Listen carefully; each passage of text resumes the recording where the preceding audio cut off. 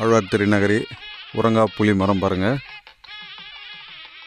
நம்ம ஆழ்வார் தவம் பண்ண இடம்.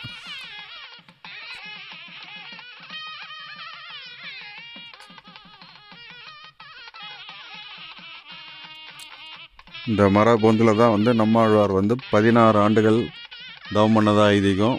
இந்த புளிய மரத்தை சேவிச்சா 36 திவ்ய தேசத்து பெருமாள்களையும் தரிசனம் பண்ண பலன் உண்டு அப்படின்னு சொல்கிறாங்க. கிட்டத்தட்ட 5100 வருஷத்துக்கு முற்பட்ட ஸ்தல விருட்சம் உரங்காப்புலி. இந்த இலைகள் நைட்டில் கண் மூடாது அப்படின்னு சொல்கிறாங்க. உரங்காப்புலி ஆழ்வார் 16 ஆண்டுகள் இந்த தலத்தில் இந்த புளிய மரத்து பொந்தில் தான் இருந்தார். 16 தவம் பண்ணார். 16 எல்லா ஆழ்வார்களும் இந்த புளிய மரத்தை தான் எல்லா பெருமாளும் மங்களாசாசனம் பண்ணப்பட்டது.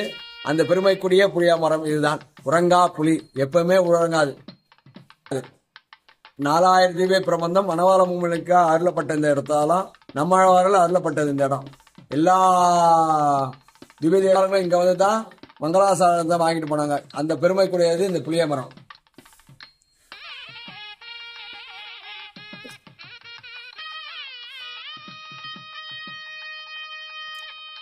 கோவில் விமான சேவை.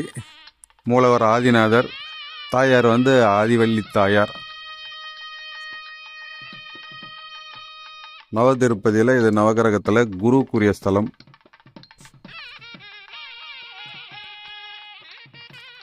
இருக்கிற இந்த நவதிருப்பதியில் இதுதான் ரொம்ப பிரம்மாண்டமான கோவில். பாருங்கள், அவ்வளோ பெருசு இருக்குது பாருங்கள். நவதிருப்பதியில் முதல் ஸ்தலமாக இந்த ஆழ்வார் திருநகரி திருக்குருக்கூர் என்ற ஸ்தலத்தை தரிசனம் பண்ணியிருக்கோம்.